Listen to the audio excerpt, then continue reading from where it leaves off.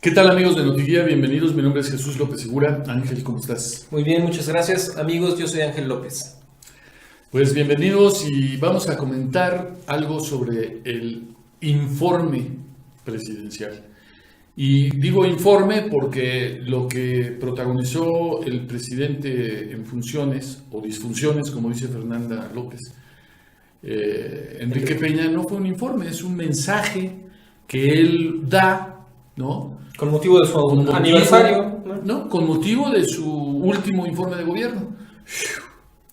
El último, por favor. Sobrevivimos. Entonces, bueno, el informe se supone que lo entrega el informe formal en la Cámara de Diputados, que es la que tiene que analizarlo. Pues el 1 de septiembre lo llevó Navarrete Prida, que es el secretario de Gobernación, todavía en disfunciones, y lo que hace Peña en Palacio Nacional es una reunión de cuates, de su corte. Es un evento narcisista, de autoelogio, sí. Como un cumpleaños en el que creen que tienen el derecho de invitar y prohibir el acceso a ciertas personas. ¿No? Sí, como si fuera un antro con un cadenero en la entrada. Es una fiesta, fue tratado como una fiesta particular y la prueba es que no dejaron entrar al diputado federal Gerardo Fernández Noroña.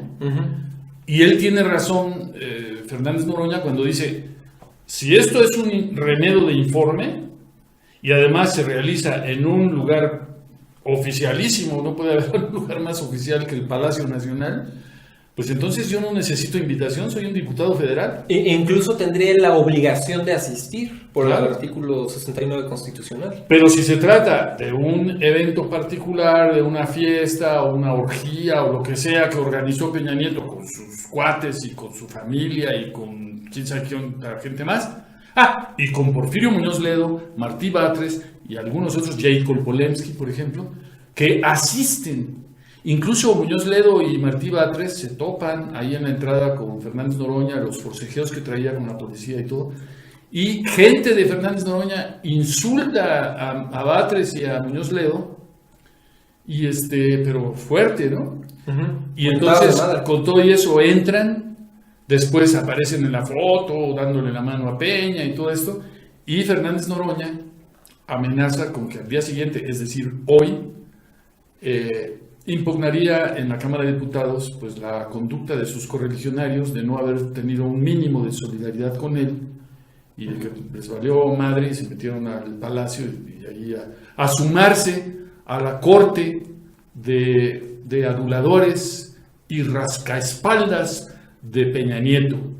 Entonces, hace ratito en la Cámara de Diputados se dio un interesante encuentro, un agarrón entre el tribuno por excelencia, que es Porfirio Muñoz Ledo, y el aguerrido Fernández Noroña, que bueno, pues son agarrones que son relativamente comunes en la Cámara de Diputados, que algunos lamentan. Yo vi a Ana Gabriela Guevara sacadísima de onda. Así como, estos güeyes ya empezaron y se les olvidó que son del mismo partido. Se les olvidó que triunfamos en Morena, que somos mayoría en la Cámara, que empieza la cuarta transformación nacional y se están agarrando entre ellos.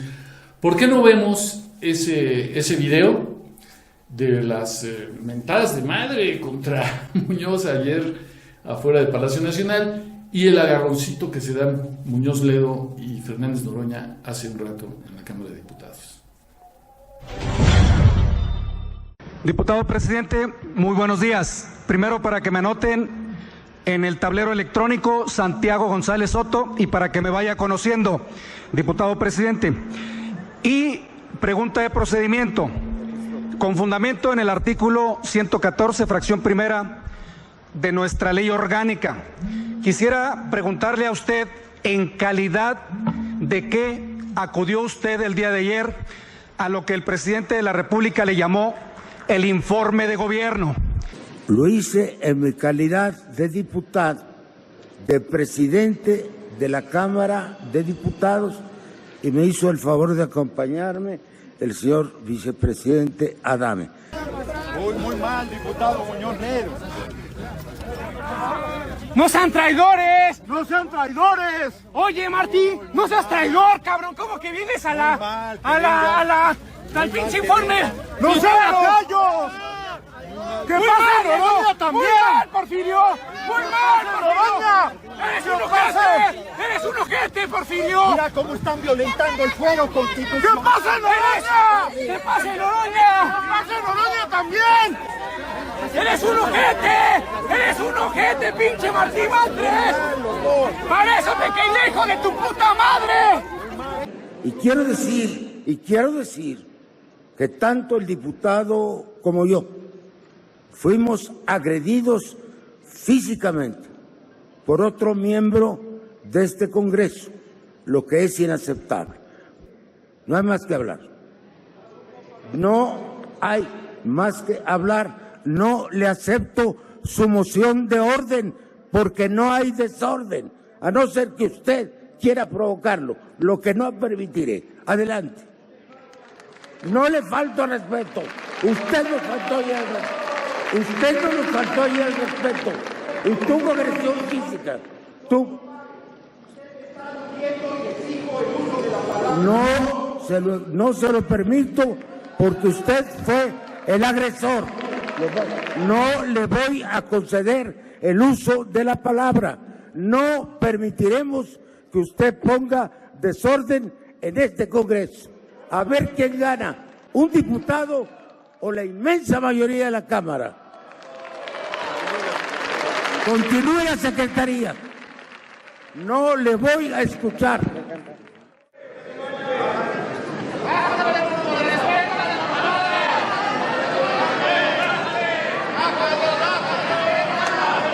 Secretaria, que continúe con el orden del día. Le exijo, diputado presidente, que respete con mayoría al uso de la palabra. por la afirmativa. Le exijo respeto porque somos pares. ¿Cómo ves, mano? Está grueso, ¿no?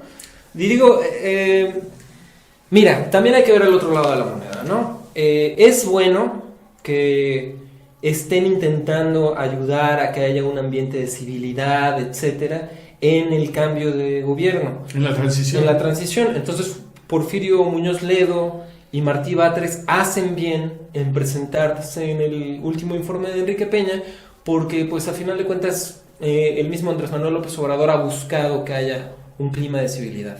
Pero también tiene razón Gerardo Fernández Noroña en que eso debe cambiar en el momento en el que ven que uno de sus compañeros está siendo agredido en la puerta de Palacio Nacional y no le permiten el acceso. Y bueno, siempre es una historia un poquito compleja, ¿no? Sí, hay parte de razón en ambos bandos, digamos. Pues están empeñados en una transición pacífica, civilizada, de ensueño, diría Ciro Gómez Leiva. Yo creo que es importante para no darle tentaciones a Peña de ocurrencias, de dar una patada de ahogado, ¿no? De empezar a dar patadas de ahogado, que no. Volvamos al tema. Volvamos al tema del informe. Del informe que no es informe, como ya dijimos. Y discúlpame la interrupción, si me permites. Estoy investigando un dato muy interesante. Antes el informe se daba en la Cámara y bueno, pues cuando en la Constitución mexicana se puso de esa manera que el presidente tenía que ir el 1 de septiembre a dar un informe a un poder que supuestamente era independiente, la intención era que realmente tuviera que rendir cuentas. Claro, eso durante los 70 años de mandato del PRI no fue así, porque la Cámara siempre estaba doblegada al poder presidencial y en realidad era un evento en el que solamente le aplaudían los diputados al presidente en turno. Eso fue cierto hasta 1988, en el que por primera vez un presidente fue interpelado por un senador que se llamaba Porfirio Muñoz Ledo, sí. Justamente la persona a la que hoy acusa a Gerardo Fernández Noroña de rendírsele al presidente. Y sí, Entonces, se vio un poco represivo Porfirio, ¿no? En este audio que acabamos de ver, sí, yo lo vi un poco represivo, un poco autoritario. Porfirio fue en esa época el Gerardo Fernández Noroña de ahora. Claro, sí. Con altos vuelos intelectuales y con una capacidad... Es que Gerardo también se pasa. Impresionante. Bueno, Gerardo tiene su show, ¿no? Y yo digo, qué bueno.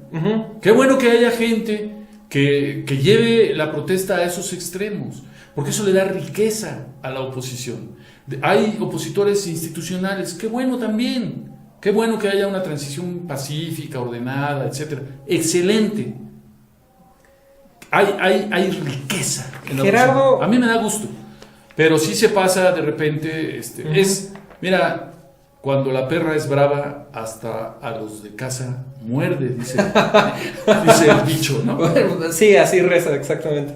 Mira, es que Gerardo Fernández Noroña a mí siempre me ha despertado sentimientos contradictorios, porque por un lado entiendo que su lucha social es muy loable, pero por el otro también tiene ciertos modos operativos y cierta forma de ser un poco más que aguerrida, como incendiaria, como que le gusta siempre ser el mártir y la víctima del abuso del poder, etcétera, y busca que lo estén agrediendo de alguna manera. Pica el avispero y busca que lo agredan. Es su estilo, para mí muy respetable. Y desde una hora antes de que fuera el informe de Peña ya estaba en sus redes sociales. ¿Qué tal, amigos? Pues me estoy echando aquí unos hot cakes para ir a hacerla de pedo después al Palacio Nacional y no sé, o sea, también que se esperaba, ¿no? Obviamente ya sabían que iba a ir y si hubiera más como Gerardo Fernández Noroña, sí, yo te garantizo que no hubiera habido tantos abusos del poder. Y que ya no habría eventos. Porque lo que ha pasado en este sexenio, o sea, que ya entrando en el informe de Peña Nieto, él empieza a mencionar logros y logros y logros. Y si tomas cada uno de sus logros con pinzas, te vas a dar cuenta de que sí creó empleos, pero ¿con qué clase de salarios? ¿No? Sí aumentó la cobertura de salud, sí, pero ¿con qué clase de atención? ¿Y con qué falta de medicamentos y de insumos, carencias, y de instrumentos médicos, etcétera? Sí hizo una reforma educativa. ¿Y en qué incidió en la mejora del aprendizaje de los niños esa reforma? Absolutamente en nada, porque la disque reforma no fue otra cosa más que aplicar exámenes autoritarios a los maestros, para depurar la nómina magisterial que el Baester Gordillo había inflado para incrustar ahí a sus operadores políticos, que puso desde hace muchos años al servicio del PRI para todos los fraudes que hacía el PRI in situ, en las urnas, con sus operaciones tamal, urnas embarazadas, carrusel, etcétera, etcétera.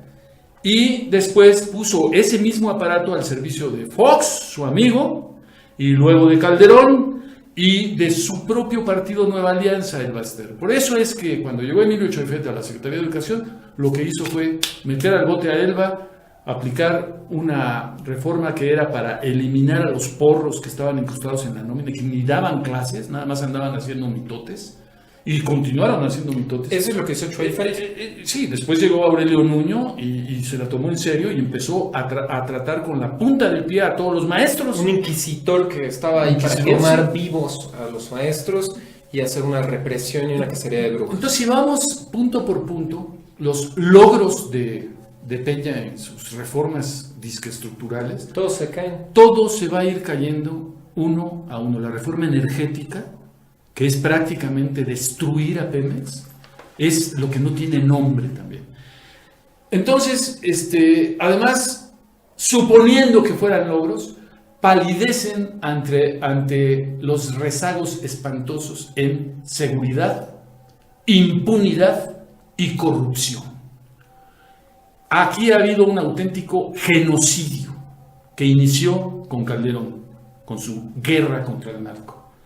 Y la responsabilidad histórica de estos crímenes de lesa humanidad recaerá peor sobre Enrique Peña Nieto con el tiempo, porque él pudo ver los pésimos resultados de Calderón, pudo haber cambiado la política después de ese ensayo fallido de Calderón y no lo hizo. Por eso fue electo presidente. Con el mismo proyecto, con la misma estrategia fallida, contraproducente, que ha traído dolor, sufrimiento al pueblo de México. De hecho, por eso fue electo presidente. La gente se cansó y quedó tan asqueada de los asesinatos que había en México que el PAN votaron por el votaron por un cambio y él defraudó al pueblo de México, siguiendo con la misma estrategia e intensificando la masacre, porque las últimas cifras apuntan a que estamos cerrando mucho peor que con Felipe Calderón. Entonces, siguiendo con el análisis del discurso, vamos a llamarle discurso al pseudoinforme. Es un mensaje con motivo de su informe. Es un autoelogio en el que sus hijas estaban llorando, conmovidas. Su corte aplaudiendo. Todo el mundo ya les dolían las manos de estar aplaudiendo. Y hubo un evento que me llamó mucho la atención, que pasó al final del discurso, cuando Peña se baja y empieza a saludar a los invitados, ignora por completo y le da la vuelta a Claudia Ruiz Massieu. Claudia Ruiz Massieu, sí. Y, o sea, saluda hasta Leib Polensky, ¿no? Yo tengo una hipótesis. Yo creo que Peña, acostumbrado a este tipo de discursitos rodeado de su corte, que hacía 1, 2 o 3 veces por semana en diferentes partes del país, a lo largo de toda su administración, nunca estuvo cerca del pueblo, siempre fueron eventos preparados, con escenarios fastuosos, faraónicos, costosísimos a nuestras costillas, por cierto, donde sus miembros de la corte lo aplaudían, ¿no? Uh-huh. Y entonces el tipo vive en su microclima, sí, en su pecera, en su invernadero, ¿no? Y es una especie de esquizofrenia. No se da cuenta del repudio total que el pueblo siente por su administración. Entonces, yo creo que en el fondo Peña tiene pánico de que, a pesar de la tersura de la transición, cuando Morena tome las riendas del poder después del 1 de diciembre, él tiene miedo de que se le finquen responsabilidades por las atrocidades que indirectamente él ha cometido al continuar con una política que podría ser calificada como crimen de lesa humanidad. Entonces, por eso quizá está tan empecinado en tener una transición amistosa, pulcra, institucional. Y llega Claudia Ruiz Massieu y tira toda la basura. Pronuncia un discurso provocador totalmente el día de la instalación de la 64ª legislatura y enciende los ánimos. Mario Delgado, que es un tipo de lo más mesurado, lo hemos visto en infinidad de mesas de debate en Televisa y en diferentes... Siempre durante la campaña, súper mesurado, tranquilísimo, tolerante, aguanta vara de todo lo que le digan. Y de repente lo vimos cómo contestó al discurso de Claudia Ruiz. Encabronado, ¿no? Y dices, vaya, hasta que veo a este hombre... no sabía que podía gritar. Con el sello de Morena, y muy buena respuesta. Sí, que, por cierto, se lo buscó Claudia. ¿Cómo manejaron las televisoras? A mí la verdad me dio asco ver cómo manejaban las televisoras la información, porque todo lo tergiversan. Agarran el discurso de Mario Delgado, que efectivamente era un discurso encendido en el que él estaba muy molesto por una actitud provocadora, decías tú, de Claudia Ruiz Massieu, y lo sacan de contexto y dicen que los diputados de Morena estaban actuando de una manera muy grosera. Se aceleró solito, ¿no? Que él solito, porque está loco, él solito se incendió y empezó a despotricar contra todo el mundo, y una de las víctimas fue Claudia. Entonces yo creo que por eso está enojadísimo Peña Nieto. Peña Nieto es muy rencoroso, increíblemente. En principio no sabía si era machismo, porque efectivamente es conocidísimo como el club de Toby, Los Pinos, porque nunca le han dado un verdadero fuero y voz a mujeres inteligentes que efectivamente han estado ahí. O si era una cuestión de rencor. El club de Toby era clásico aquí de los Golden Boys de Peña. Un día vamos a platicar de eso. Cómo se fue forjando Peña Nieto aquí con grupos del prianismo de Tlalnepantla, sobre todo. Tenemos anécdotas muy interesantes nosotros aquí en el Estado de México. Oye, y disculpa, antes de que terminemos el tema de la tersura de la transición, un último dato. Peña, antes de la elección del 1 de julio, tenía una aceptación del 12% aproximadamente, y desde que empezó a trabajar esta transición pacífica con López Obrador y empezó a salir con él en las fotos y enseñarle el Palacio Nacional y demás. Como si fuera un agente de bienes raíces. Sí, o sea, desesperado y con una sonrisa y atendiéndolo como rey, pasó del 12% a casi un 20% de aprobación. Entonces, efectivamente, la gente está viendo con buenos ojos que este presidente esté feneciendo con un poquito de dignidad, y por eso, efectivamente, tu hipótesis de que está muy molesto con Claudia Ruiz Massieu por echarle a perder esto, cobra mucha fuerza. Si la mantiene al frente del PRI, seguramente es porque el innombrable así se lo encarga. ¿No? Probablemente. Uh-huh. Y ¿quieres agregar algo? No, me parece perfecto. Yo creo que ha sido todo por hoy, amigos. Muchas gracias por escucharnos y espero que tengan un excelente día. Hasta la vista. Hasta luego, amigos.